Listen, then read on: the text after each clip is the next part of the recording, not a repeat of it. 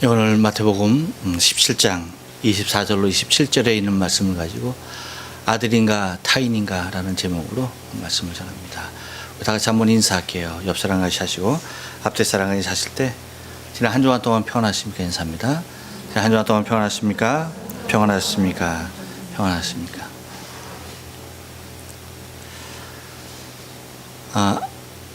아마도 누구나 한 번쯤은 인문학에 있어서 변하지 않는 최고의 주제가 되어지는 나는 누구인가 라는 생각을 한 번 이상은 다 해보셨을 것으로 사료가 됩니다.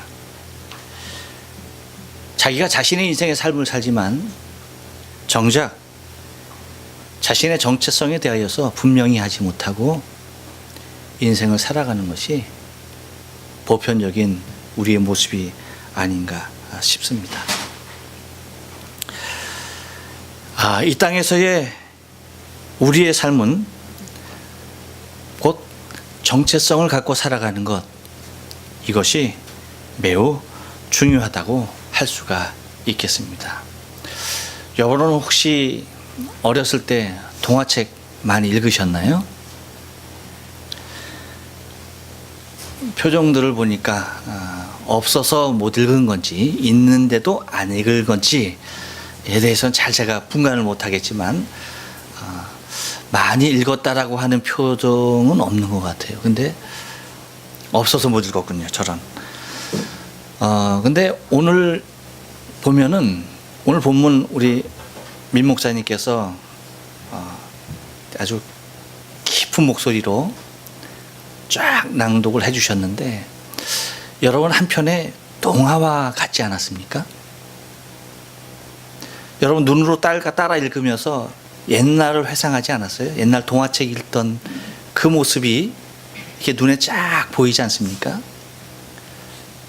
그렇잖아요. 여러분 동화책이라는 것이 특징이 그렇잖아요. 읽으면은 내가 글씨를 읽는데 내 머리에는 뭐가 그려져요? 네, 그 그림들이 쫙 그려지지 않습니까? 그렇죠. 아주 그 동화책의 놀라운 힘이 거기에 있는 것 같아요. 나는 분명히 글씨를 읽는데 내 머릿속에서 상상되어지는 것은 거기에 아주 합당한 모습의 연출들이 계속적으로 이어져 가고 있다는 겁니다. 오늘 마치 오늘 본문의 말씀은 내용 구성에도 그렇고요. 동화책의 모습을 그대로 따온 듯한 그런 모습 아닌가? 동화책이 이 성경 구조를 보고 이렇게 좀 이렇게 학습이 된 건가요? 하여튼 그럴 정도로 그렇게 무엇이 우선인지 헷갈릴 정도로 그러한 분위기를 연출해내고 있는 것을 바라보게 되어져요. 그런데 여러분 동화책에서는 주로 말하고자 하는 것이 무엇일까요? 그것은 다른 것이 아니죠. 교훈입니다. 동화책을 통해서 이야기를 통해서 우리들에게 심기어줄 교훈들을 발견해 내게 한다는 것입니다. 그래서 오늘 본문도 여러분 보면은 마치 한 편의 동화책과 같아서 이것을 마치 동화책으로 착각하고 이 말씀 속에서 교훈을 찾으려고 하는 그러한 의도들이 우리 안에서 보이는 것을 발견하게 되어져요. 그래서 마치 오늘 본문에 나오는 예수님을 이렇게 묘사하기도 합니다. 우리 예수님이 얼마나 가난하게 그리고 얼마나 청렴하게 그리고 그 가난한 사람들과 얼마나 아름답게 살았는지 모른다. 그렇죠 여러분. 예수님께서 이 땅에서 단 한 푼의 재산을 가지고 하늘나라 가셨습니까? 아니잖아요. 그렇죠? 자신의 몸까지 다 주고 가시지 않았습니까? 그러면은 정말 예수님은 요즘 시대에 물질에 찌들리고 물질을 따라가는 이 세속적인 세상에서 예수님의 삶은 정말 가난하고 없이 사는 사람들과 함께하면서 자신도 물질에 대한 욕심 없이 아무것 없이 살아가는 그 청렴한 모습에 대하여서 귀감이 되는 듯한 그런 교훈을 찾아낼 수가 있다는 것이죠. 하지만 여러분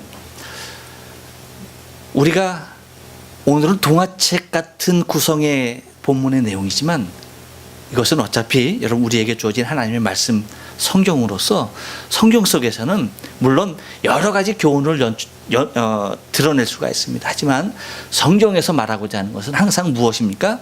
교훈이 아니라 진리입니다. 진리예요. 이것을 놓치면 우리가 수박을 겉핥는다라는 얘기가 있어요. 그렇죠? 수박 겉핥는 모습이 될까 심히 두렵습니다. 오늘 본문에서는 우리가 분명히 찾아내야 할 진리가 있다는 거예요.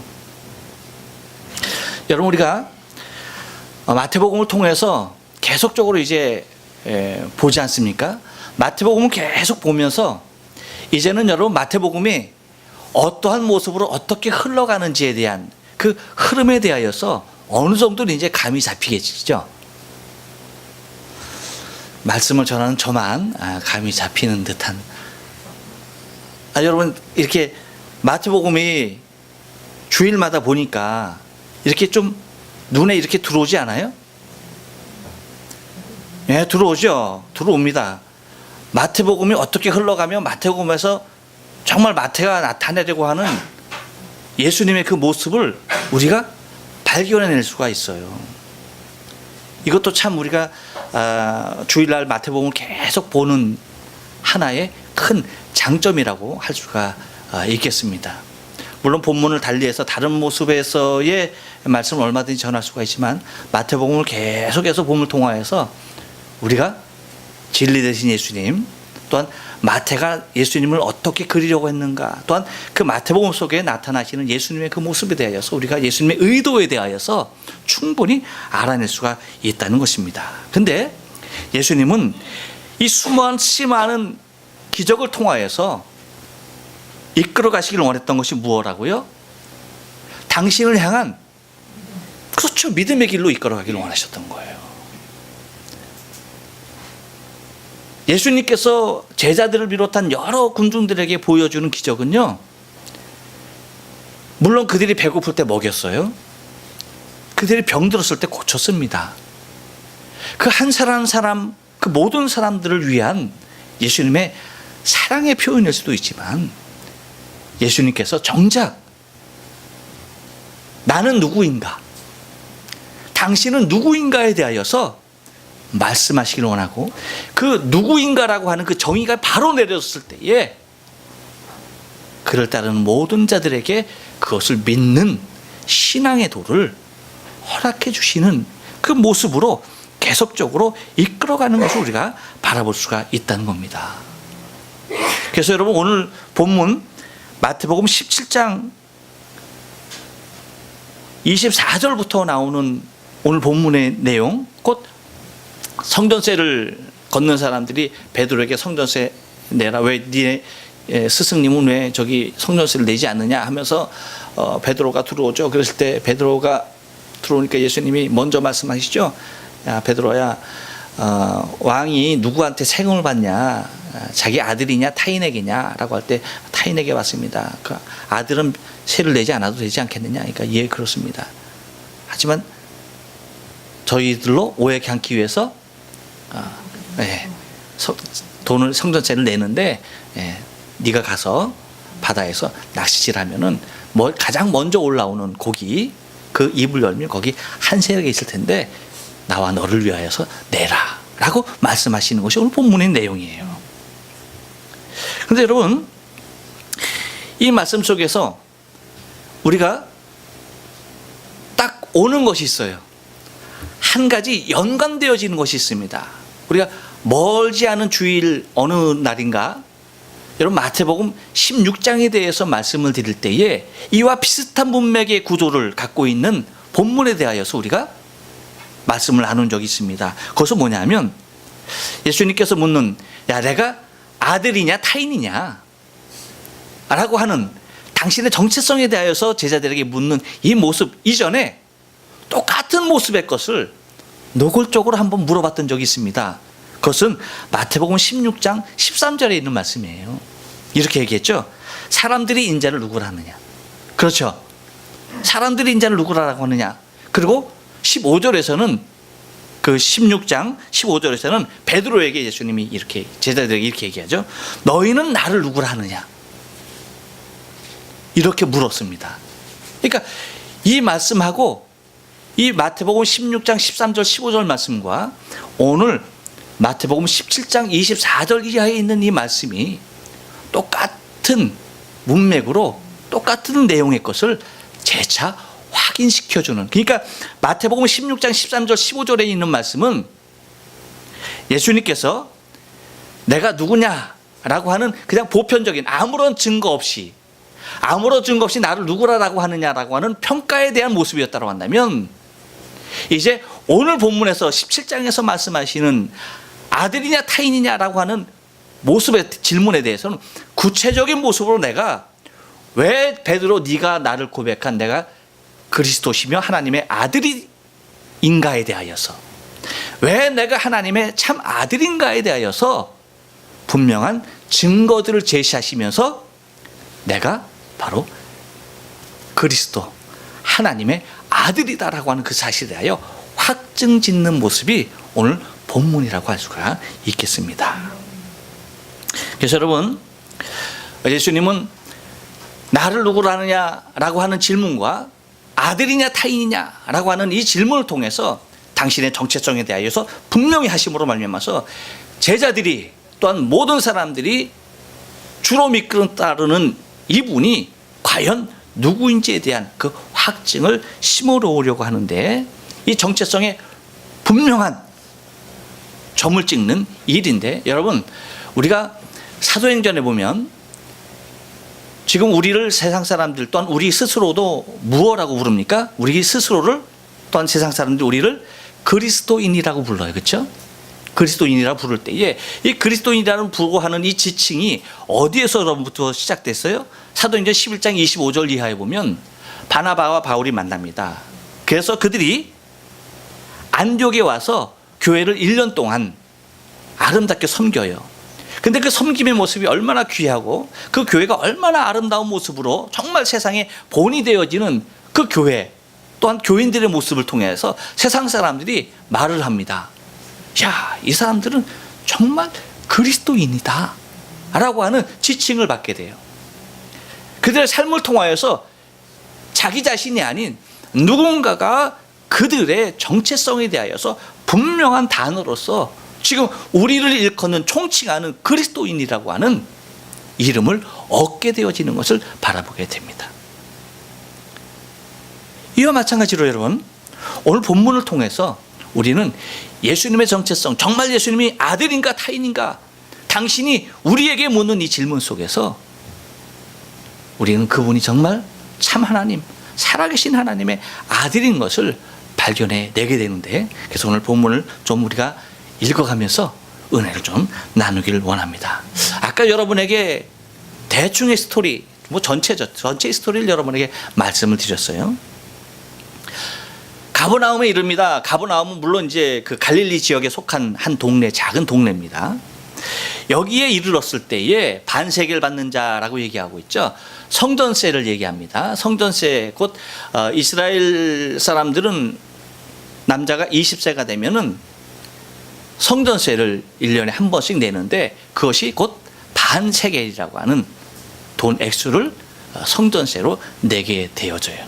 그런데 그 반세겔 성전세 받는 사람들이 이제 이 성전세를 통해서 뭐 성전을 그 관리하고 수리하고 보수하고 유지하는 그런 모습으로 이제 성전세가 쓰여지죠. 출애굽기 33장인가요? 잘 나타나 있습니다. 이 성전세의 근원에 대해서 잘 얘기해주고 있고요. 여기 보면 이제 이 성전세 받는 사람들이 베드로에게 나와요. 베드로에게 나온 것을 우리가 한 몇 가지로 볼 수가 있는데, 그 상황적인 논리를 보면 베드로 여기가 그 25절 보면 가로되 내신다 하고 집에 들어갔다라고 얘기하지 않습니까? 그러니까 여기가 아마도 베드로의 집이었을 것이다라고 하는 것. 그리고 또 예수님께서 성전세를 내지 않은 것에 대하여서 예수님에게 직접 묻지 아니하고 베드로에게 물었다라고 하는 것은 어쩌면 성전세 받는 사람들이 예수님 만나기를 좀 기피하지 않았는가라고 하는 그 상황일 수도 있고요. 또 하나는 예수님께서 그렇게 많은 사람들을 만나려고 그렇게 밖으로 다니지 아니하시고 이렇게 지금은 내가 그리스도인 것을 아무에게도 말하지 말아라 라고 하면서 어쩌면 지금은 대외적인 활동보다는 안에 있는 그러한 예수님의 지금 상황이 아니었을까라고 하는 그러한 모습에서 베드로가 눈에 띄니까 베드로에게 얘기했던, 그리고 또 성전세를 내지 않는다라고 해서 예수님께서 의도적으로 성전세를 내지 아니하고 베드로 또한 의도적으로 내지 않았던 것이 아니라 성전세는 1년에 한 번 내는 것 아닙니까? 그런데 오랜 시간 동안 예수님께서 이 갈릴리 지역에서 초기의 사역을 많이 하시다가 다른 지역으로 가셨다가 이제 다시 왔기 때문에 예수님께서 이 땅이 여기에 없었기 때문에 성전세를 베드로도 마찬가지죠. 낼 수 있는 상황이 아니었던 것이다 라고 그렇게 이제 해석이 가능하게 됩니다. 어쨌든 이제 그들이 얘기하는 것은 너희 선생이 반세기를 내지 않는다 라고 말합니다. 그러니까 베드로가 25절에서 그렇게 말하죠. 야, 내신다 하고 집에 들어갑니다. 자존심 상한 거죠. 그렇죠? 자존심 확 상한 겁니다. 만약에 여러분 베드로에게 한 세겔이 있었으면, 아니 반 세겔이 있었으면, 한 세겔 말고 반 세겔이라도 있었으면 어떻게 했을까요? 네. 먹고 떨어져. 먹고 떨어져. 야, 여기 있다. 아유 정말. 아유 하면서 그냥 줬을 거예요. 근데 이 남자의 존심이 여기서 무너지는 거예요. 아, 반 세겔도 없는 거야. 그러니까 야, 낸다 하고서 어디로 가는 거예요? 집으로 가는 거예요. 집으로. 왜? 집엔 있다 이거지. 집에 아무것도 없으면서 집으로 가는 거예요. 그 마지막 자존심 살리는 거 아닙니까? 아, 낸다, 낼 거야 하고서 딱 집으로 가는 거예요. 뭐 하러 가는 거예요? 돈 가지러 간다 이거야. 근데 돈 있어 없어? 뭐 상황을 보니까 돈은 없어. 하나도 없었어. 네. 그러면서 이제 들어갑니다. 근데 그 다음의 말씀을 보면은 매우 중요한 말씀을 하고 있어요. 베드로가 이 얘기를 하러, 성전세 받는 사람들에게 들은 이 얘기를 하러 이제 낸다 하고서 확 그냥 집으로 들어갑니다. 근데 그 다음에 이렇게 말하고 있어요. 예수께서 뭐라고요? 먼저 가라사대라고 얘기합니다. 예, 여기서 여러분 우리가 내가 아들이냐 타인이냐에 대한 제1의 당신이 아들인 것에 대한 확증을 심어주고 있는 거예요. 밖에서 일어난 사건이니까 예수님은 전혀 모르는 것입니다. 그렇죠? 그 상황에 그 현장이 없었으니까 전혀 모르는 거예요. 그런데 현장에 없었던 그분이 먼저 말하는 거예요. 다른 얘기가 아니라 베드로가 지금 어떤 말을 해야 할 것인지에 대한 바로 그 포인트에 대하여서 짚고 들어가고 계시는 것을 바라보게 됩니다. 여기서 예수님은 전지하신 주님, 모든 것을 다 알고 계신 주님, 예수님인 것을 우리에게 먼저 보여주고 있는 거예요. 그래서 그분이 하나님의 참 아들인 것에 대하여서 내가 아들이다, 내가 성전의 주인 되신 하나님의 참 아들이다에 대해서 말씀하고 있는 것을 바라보게 됩니다. 그러면서 여러분 이렇게 말합니다. 시몬아, 내 생각은 어떠하냐라고 말합니다. 내 생각은 어떠하냐. 자, 여러분 보세요. 아주 절묘하지 않습니까? 네 생각은 어떠하냐. 세상 임금들이 네게 관세와 정세를 받느냐라고 얘기합니다. 그런데 이걸 갖다가 누구에게 묻는 거예요? 시몬아라고 얘기해. 시몬아. 왜 시몬아? 물론 이제 시몬이 그런 일을 봉변을 당하고 왔으니까 시몬에게 얘기하는 거죠. 근데 당사자, 봉변을 당한 당사자로서의 얘기가 아니라 아까 말씀드린 마태복음 16장에 대하여서 세상 사람들이 인자를 누구라고 하느냐라고 한 다음에 너희는 나를 누구라고 하느냐라고 했을 때에 베드로가 말합니다. 주는 그리스도시요 살아계신 하나님의 아들입니다 라고 말합니다. 그러니까 그 고백에 대해서 다시 한번 확증시키는 거죠. 내 생각은 어떠냐. 그렇게 고백한 주는 그리스도 살아계신 하나님의 아들입니다 라고 고백한 너 베드로는 어떻게 생각하느냐라고 묻는 거예요. 분명한 일치감입니다. 하나된 질문이에요. 똑같은 걸 이제는 네가 그렇게, 그래서 여러분 마태복음 16장에서 고백한 주는 그리스도 살아계신 하나님의 아들입니다라고 고백하는 것은 바요나 시몬아 네가 복이 있다. 이것을 알게 하는 것은 혈육이 아니다. 네가 스스로 안 것이 아니라 하늘에 계신 나의 아버지 하나님께서 너에게 알게 하신 것이다라고 말했습니다. 그렇죠? 그러니까 분명한 것은 이제는 예수님께서 다시 한번 말씀하시는 곧 내 생각은 어떠하냐라고 하는 이 모습을 통해서 이제 자기 스스로의 결단과 판단에 대한 옳은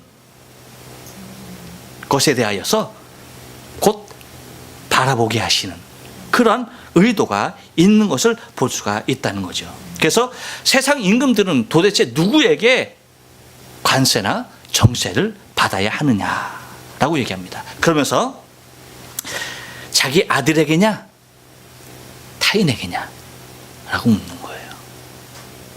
그러니까 이 말은 뭡니까? 베드로에게 뭐라고 얘기하는 거야? 야, 내가 하나님의 네가 고백한 주는 그리스도 살아계신 하나님의 아들입니다라고 얘기한 그 말에 대하여서 네가 믿느냐는 얘기입니다.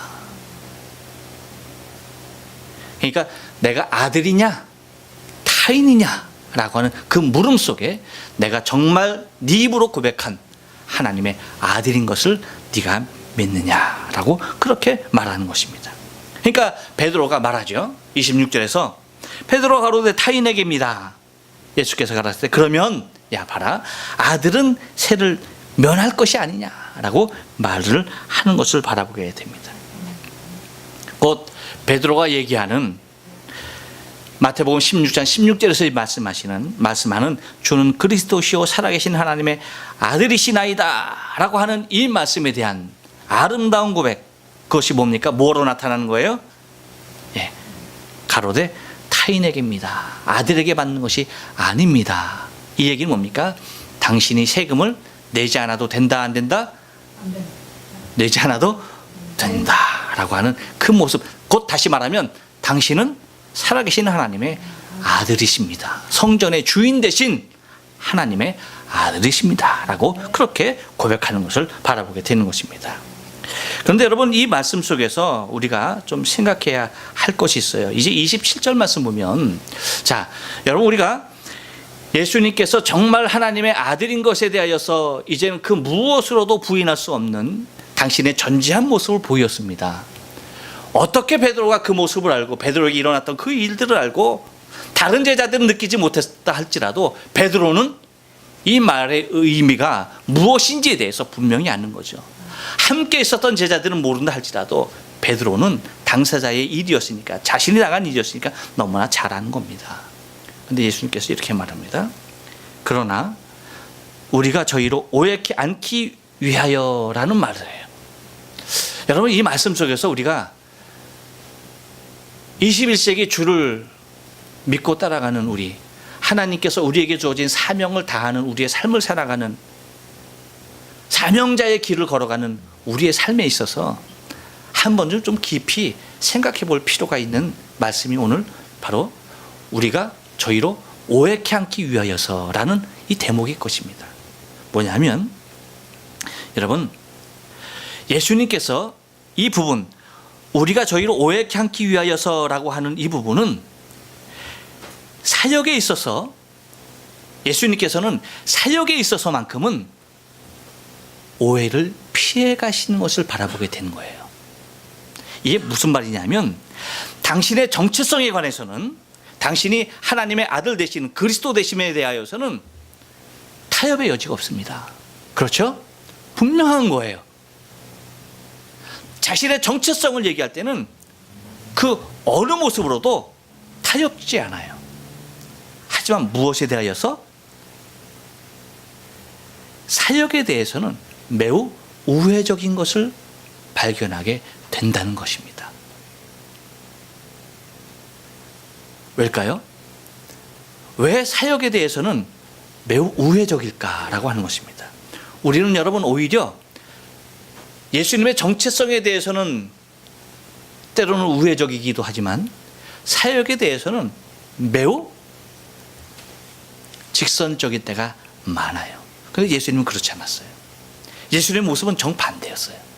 당신의 정체성에 대해서는 타협의 여지가 없었지만 사역적인 측면에 있어서는 매우 우회적인 길을 선택하시는 것을 바라보게 됩니다. 저들로 오해케 하기 위하여서. 무슨 얘기입니까? 세금을 걷는 그들이라 할지라도 뭐 하는 겁니까? 예수님을 하나님의 아들로서 알아보지 못하는 그들이라 할지라도 무엇으로 바라보는 거예요? 똑같은 생명으로 바라보는 거예요. 하나님 앞에 구원받아야 할 동일한 생명으로 바라보는 것입니다. 곧 생명을 위하여서 그 생명을 위하여서 사역을 우회적으로 함에 결코 지체치 않으셨다는 것입니다. 여러분 보세요. 당신을 위하여서 그렇게 하신 겁니까? 아니에요. 당신을 위하여서 그렇게 한 것이 아니라 저들의 생명을 위하여서, 오해함을 통하여서 저들이 낙오되는 것이 아니라 차라리 오해치 않고 순조롭게 그냥 내가 하나님의 아들로서 내지 않아도 됨에도 내음을 통하여서 저들로 하여금 오해치 않고 복음이 들어가야 할 여지를 남겨두는 주님의 사역적인 모습을 우리는 바라볼 수가 있다는 거예요. 이 모습이 여러분 마지막 시대에 우리에게 너무나 필요한 요소예요.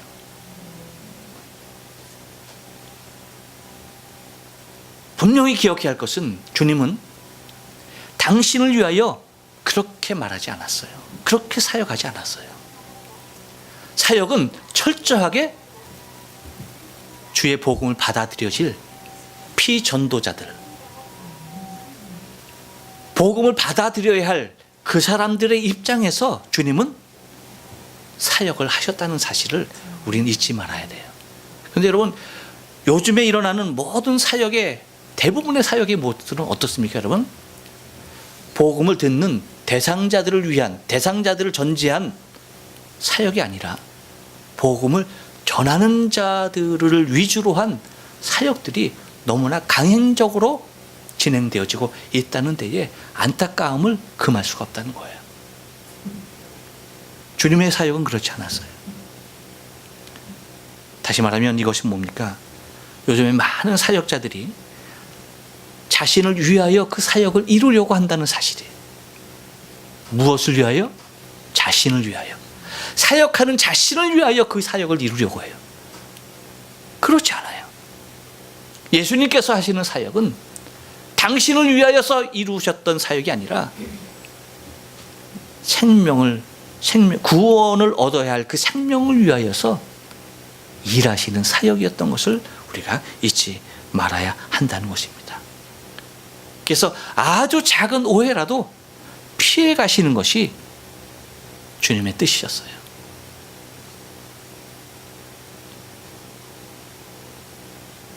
여러분, 우리는 내가 오해되어지고 내가 누군가에게 내 모습 그대로 비추지 않는 것에 대하여서 매우 흥분하기 쉽습니다.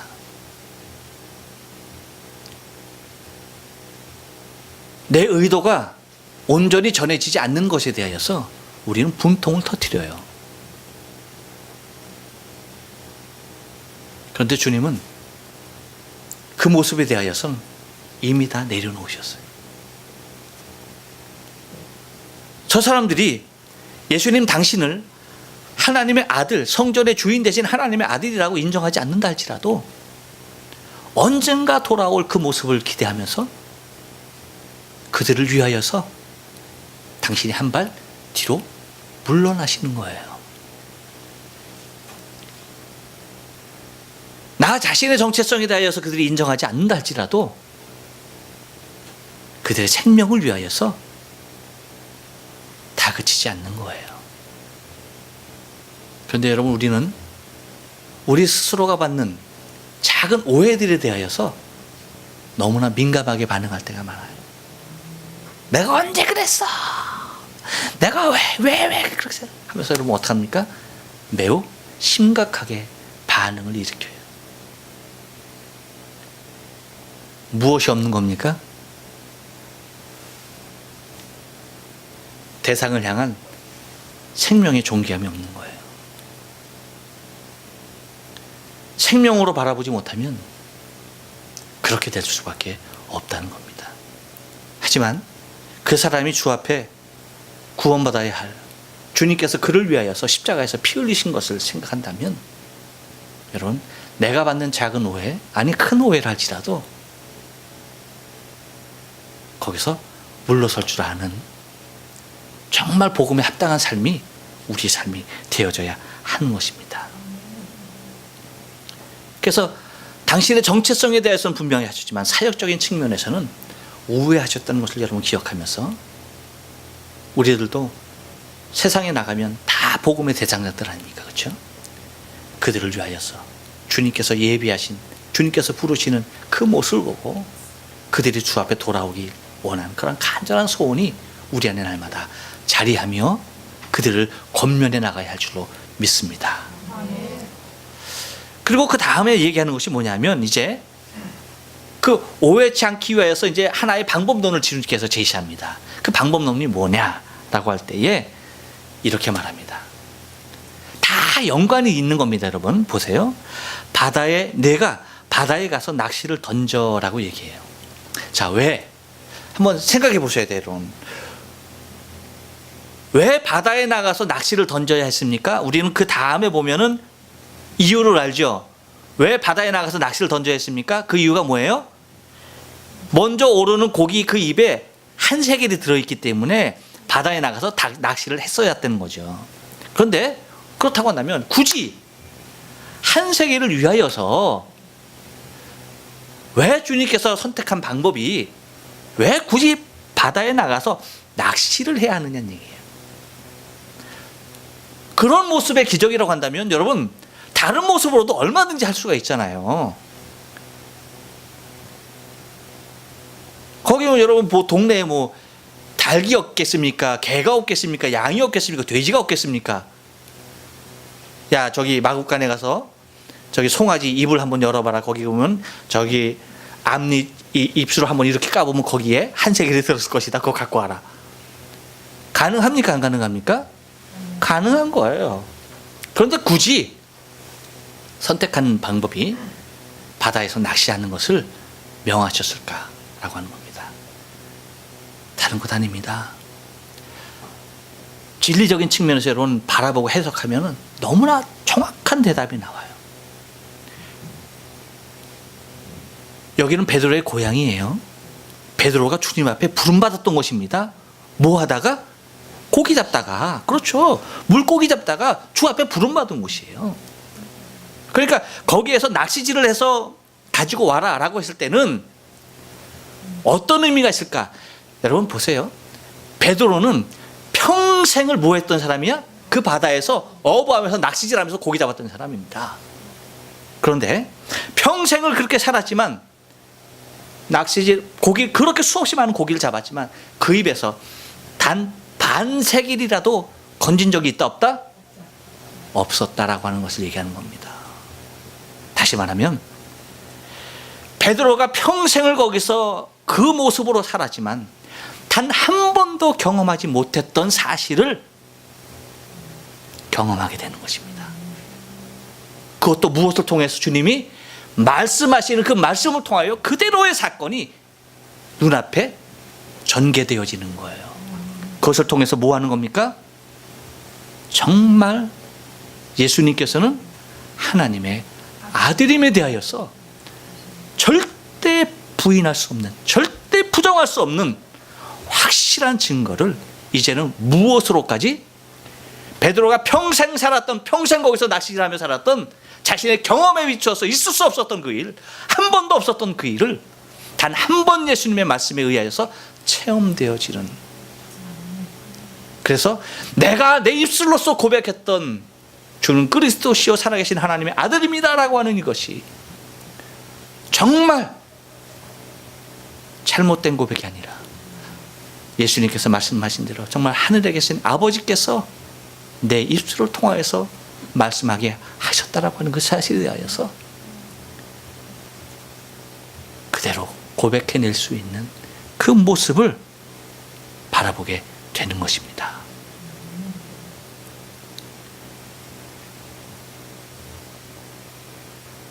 이제는 더할 수도 뺄 수도 없는 확실한 증거를 베드로에게 심어주고 있는 것을 바라보게 되고요. 그러면서 이렇게 말하죠. 먼저 오르는 고기를 가져 입을 열면 한 세겔을 얻을 것이다 라고 그렇게 말합니다. 자, 수없이 많은 동전이 있었습니다. 그렇죠? 수없이 많은 동전이 있었어요. 제가 이 본문에 대하여서 설교를 했던 것 같아요. 그랬을 때 질문을 드렸던 것 같아요. 어떤 거냐면 고기 입에서 동전이 나왔어요. 한 세겔이 나왔어요. 근데 이것은 주님께서 뿅 하고 즉시적으로 고기 입에다가 만들어서 넣었을 것이다. 할 수 있어요? 없어요? 할 수 있는 일입니다. 그렇죠? 그거였을 것이다. 아니면 누군가가 한 입, 그렇죠? 떨어뜨린 그것을 이 고기가 웬 먹을 것이 이렇게 아름답게 내려오냐 하면서 그냥 덜썩 먹었을 것이다.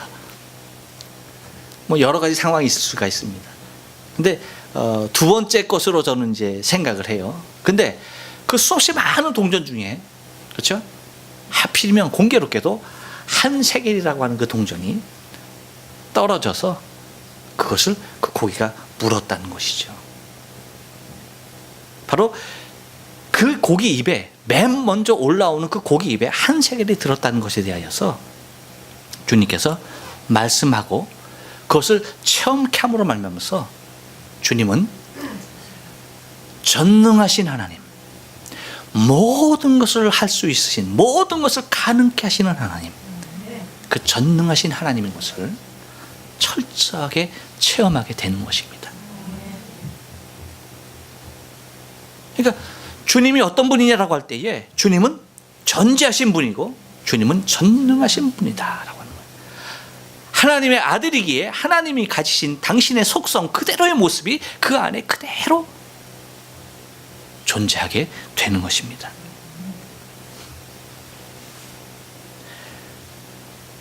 그러면 여러분, 우리가 믿고 우리가 의지하고 있는 주님은 바로 하나님 당신인 것을 우리가 바라볼 수가 있는 것이에요. 그래서 주님께서 뭐라고 말합니까? 나를 본 자는 누구를 봤다? 아버지를 보았다. 아버지를 봤다. 당신과 아버지가 동격이며 한 분이신 것에 대하여서 말씀하고 있는 것을 바라보게 되어지죠. 그리고 이렇게 말합니다. 나와 너를 위하여 주라 라고 말합니다. 나와 너를 위하여, 나와 너를 위하여.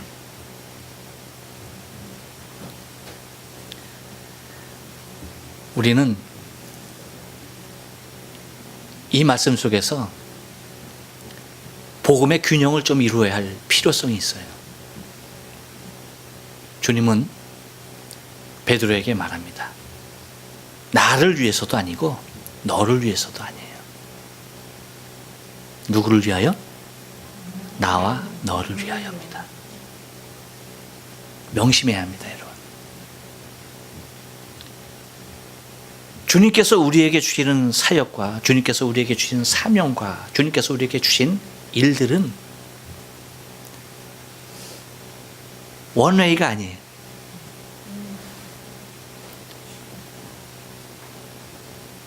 일방적인 모습이 아니에요.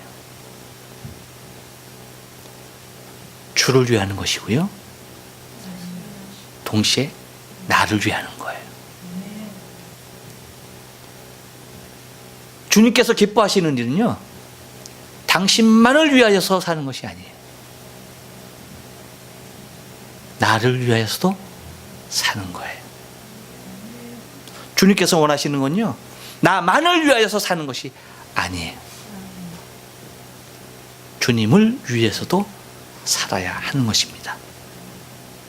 항상 같아요. 나와 너를 위하여. 그러니까 주님과 나를 위하여 살아가야 하는 거예요. 그것이 가장 아름다운 모습이에요. 그런데 우리의 극단적인 신앙은요, 흔히 그렇게 판단되기 쉬워요. 나는 간 곳이 없어요. 내 가정은 존재하지 않아요. 오직 뭐만 있는 거예요? 주만 있는 거예요. 그렇지 않아요. 주님은 우리의 인격과 우리의 삶과 나의 모습이 온전함을 통하여서 당신의 일을 성취하기를 원하셔요. 나는 다 망가져 있는데, 내 가정은 다 피폐해져 있는데, 그 무엇으로도 해결하며 해석될 수 없는 상황임에도 불구하고 내가 주만을 위하여서 살아간다?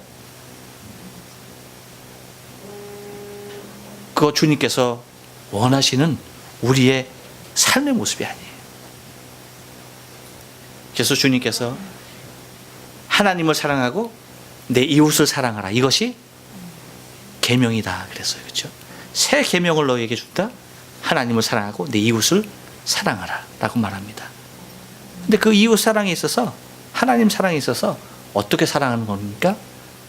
내 몸과 같이 내 이웃을 사랑하라는 거예요. 다시 말하면 이웃 사랑, 하나님 사랑, 거기에 전제되는 것이 뭐예요? 자기 사랑이에요. 이웃을 사랑할 수 있는 사람 누가 사랑할 수 있습니까? 자신을 먼저 사랑하는 사람이 이웃을 사랑하는 거예요. 자기 사랑하지 않는 사람 이웃 사랑한다고요? 위선입니다. 절대 그것은 옳을 수가 없어요. 주님께서 우리에게 말씀하셔 주셨잖아요.